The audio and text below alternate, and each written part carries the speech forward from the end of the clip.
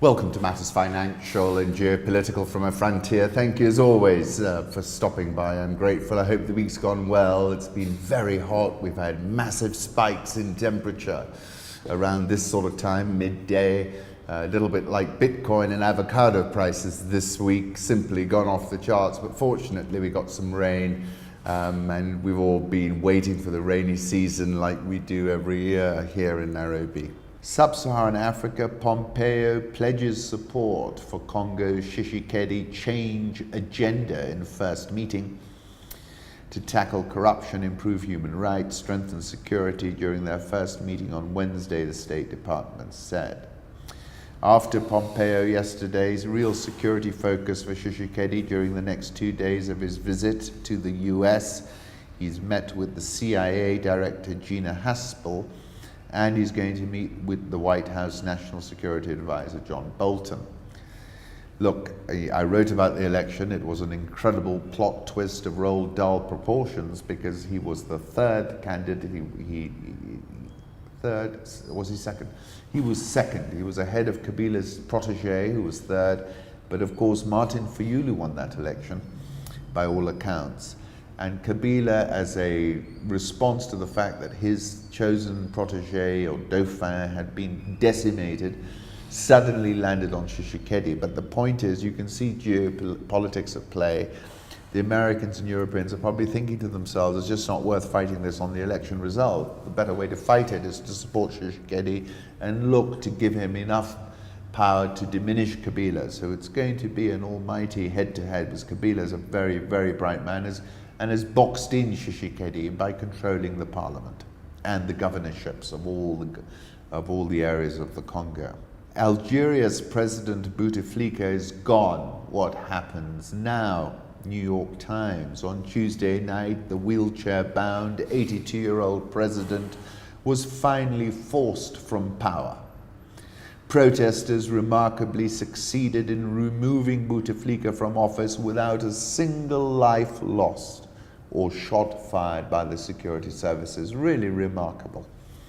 An interim government named by Mr. Bouteflika on Sunday night is still in charge, however. It will be presided over by a Bouteflika ally, the elderly head of the country's Senate, Abdul Kader Ben Salah, for 90 days while elections are organized. The interim government presided over by Mr. Bedoui and Mr. Ben Salah is nominally in charge, but it is certain that the army will keep a close watch on it. It is equally certain that its credibility with the street is limited, and it is an open question as to how long it lasts. And saying, although their main demand has been met, other men in the televised images symbolize the protesters' other complaint that Algeria remains in the hands of the system, the nexus of compromised politicians, businessmen and military who have kept democracy firmly at bay. The protesters have been unified under the slogan Système dégage, or System Get Lost. Everybody associated with the Bouteflika regime is suspect in their eyes and has no legitimacy. They're demanding nothing less than a clean slate, new leaders, real elections, and a real rule of law. Algeria has known none of these things. General Saleh himself, though now proclaiming himself on the side of the crowd, was very much part of the old regime. Now, this article is asking, is the army now willing to turn the country's future entirely over to civilians with no say? Unlikely. They're not going to stop Algerians from searching for a new Algeria, but they want to be present, an actor, because they have interests to protect. It is this role that is problematic, Mr. Abidi said. The army is the only decisive actor. But since February the 22nd, the date of the first demonstration, there is another actor, the street. He added, it is the army that is saying to the street, I am your interlocutor. In this photograph, the ailing President Bouteflika is shown on state television handing over his resignation letter to the head of the Constitutional Council. I remind you of Marwan Bishara's tweet, which remains relevant and what the New York Times was expounding upon. The big question facing Algeria, like others before it, what, not who, replaces Bouteflika? Returning to that quote about a new player, a new actor, the street, I take you back to Paul Virilio. The revolutionary contingent attains its ideal form not in the place of production, but in the street, where for a moment it stops being a cog in the technical machine and itself becomes a motor, machine of attack. In other words, a producer of speed. The crisis consists precisely in the fact that the old is dying and the new cannot be born. And then I was taking you back to January when I was quoting Kapuscinski, if the crowd disperses, goes home, does not reassemble, we say the revolution is over. And that essentially they did not go home, they kept on growing. And they've had their first victory. It's only a battle. It's not. They haven't won the war. And then I went back to 2011, where it all started in Tunisia. We're not afraid. We're not afraid. We are afraid only of God. Now let's move on to Bashir. President Bashir, of course, is a political Harry Houdini. Otherwise, he would not have lasted more than 3 decades. But it's clear these are the last days or the end times. He's due to address the nation this evening for the second time in less than 2 months. Fridays are the most dangerous days of the week in Muslim countries when you have protests. South African all shares up 9.43% year to date.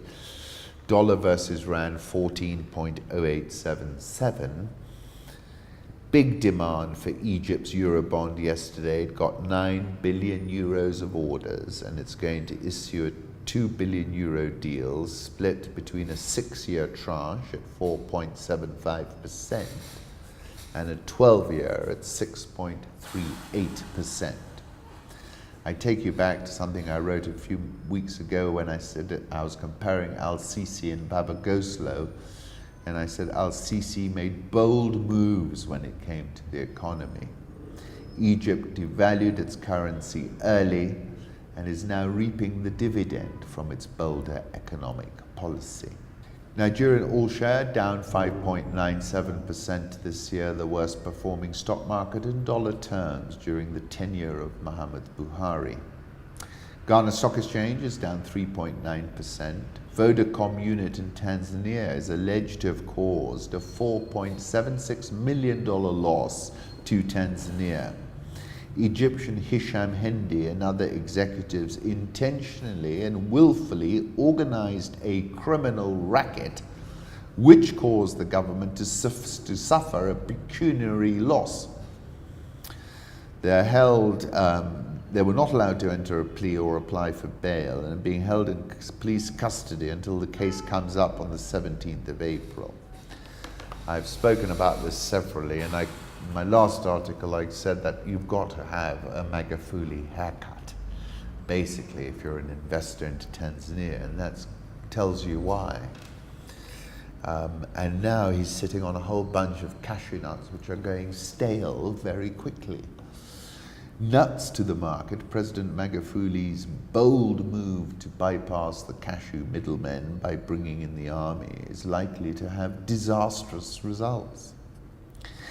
He took over the entire cashew harvest of more than 200,000 tons. Now, with the crop not getting any fresher and buyers in short supply, the government could be heading for another agricultural fiasco. The markets are oftentimes the message. So this is a Tanzanian shilling chart from 2014, confirming my sentence, Magufuli haircut. The Kenyan economy should grow and improve 6.3% in 2019, President Kenyatta said on Thursday. I managed to watch this speech. It was in a conversation I had on Metropole TV, where I have my evening show. I hope you'll come and watch it soon, 8 to 9 p.m. on Signet. And I was speaking to my guest, and he said President Kenyatta was trying to balance, and in balancing did not satisfy anyone. That was his prognosis. Top in business, shilling 300 billion Mombasa mega highways to bypass Nairobi. This is the Bechtel project. And then also Carrefour. Look at their numbers. That's pretty impressive, really, from a standing start. I read this tweet. Exim Bank is pleased to announce that Kenya has signed on a 370 billion loan that will go towards the completion of the SGR third phase. Supposedly Exim Bank China. And then I learned from the Chinese embassy that this is fake news, but it might not be, because the president is keen to extend the railway line, and the only ones who are going to fund it are going to be the Chinese. So, a little bit ironic, isn't it, when the fake news might well be true. Star beds go beyond just camping outside. It can be a luxurious affair, complete with warm blankets, champagne, a full-course dinner, and the ever-handy telescope, Lois Saba Conservancy in Laikipia. I would love to do that. Nairobi all shares up 13.64% year to date. Egypt, top performing stock market in Africa. NSE 20 is up just 0.5% in part because of the likes of Kenya Airways. And with that, I'll wish you a tremendous weekend. I'm off to Kwale Monday and Tuesday with Base Titanium, but I will endeavour to do the podcast early on Monday morning. And thank you so much for the support. I do appreciate it.